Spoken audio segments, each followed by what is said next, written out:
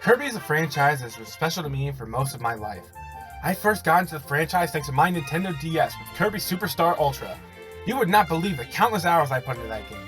Whether it was enjoying a simple spring breeze or exploring the Milky Way wishes, I adored this game. Looking back, I can't wrap my head around Superstar Ultra and Return to Dreamland only being 3 years apart. I associate Superstar Ultra with me being a little kid, still in elementary school, before my family moved 700 miles away from everything I knew. With Return to Dreamland, I still remember when I bought the game. It was a year or two after it had been released, and my best friend at the time was coming to spend the night at my house.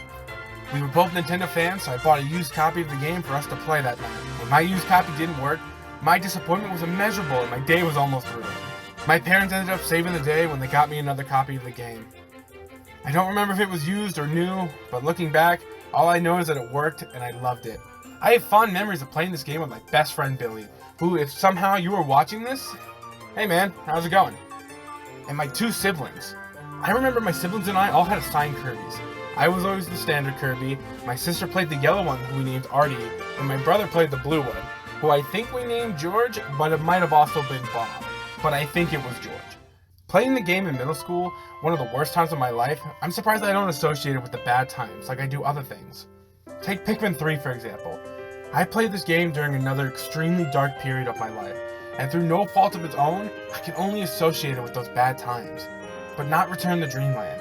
With this game, I only remember the good times. That's because Return to Dreamland is special to me. When it was announced that this game was getting a remake on the Switch, I actually rolled my eyes.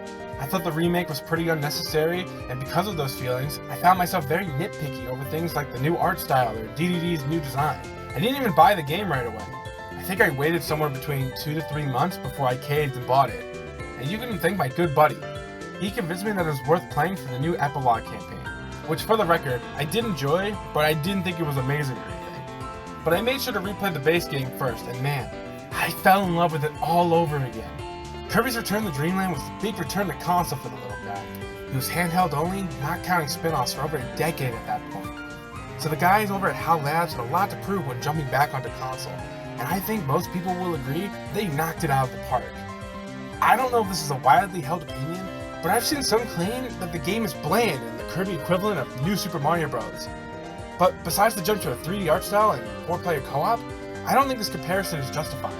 While Mario stagnated with the new Super brand titles, I would say that all of the games in the Return to Dreamland style continue to innovate and come up with new and creative ideas.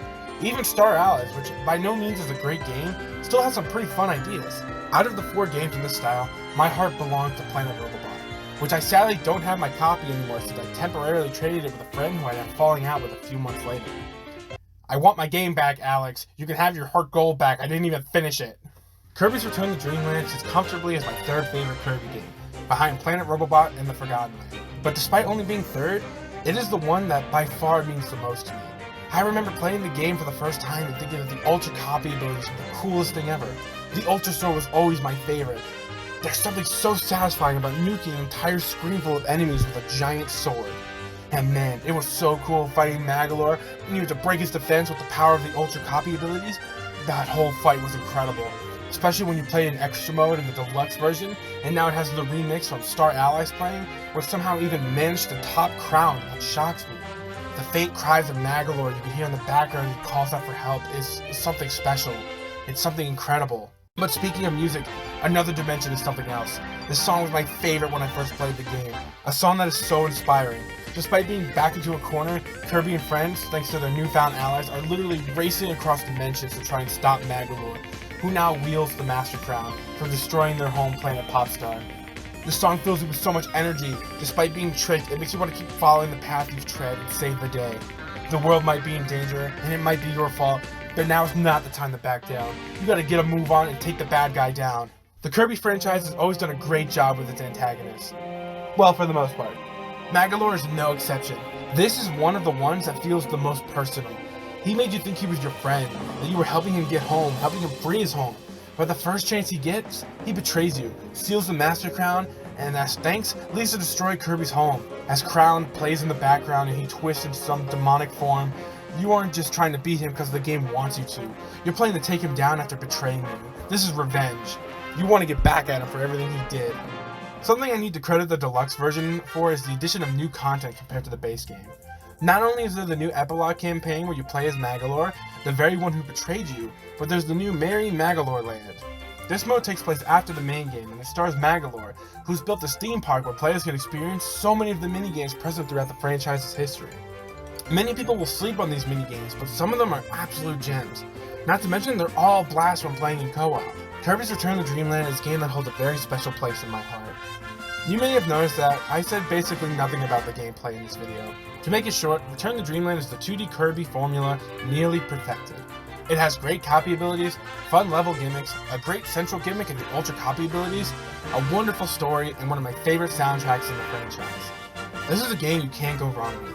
I know $60 is a big asking price, but this game is pure joy from beginning to end and has so much replay value. And it's such a great experience for anyone who likes 2D platformers. Even better if you can get some friends in on the action. As I continue to get older, I still look back on this game fondly, and every time I replay it, I somehow find a way to enjoy it even more than the last. Kirby's Return to Dreamland is special to me, and I hope there are others out there who can care about this game the way I do. If you haven't played this game yet, I strongly recommend you do, because I think anybody can enjoy Kirby's Return to Dreamland.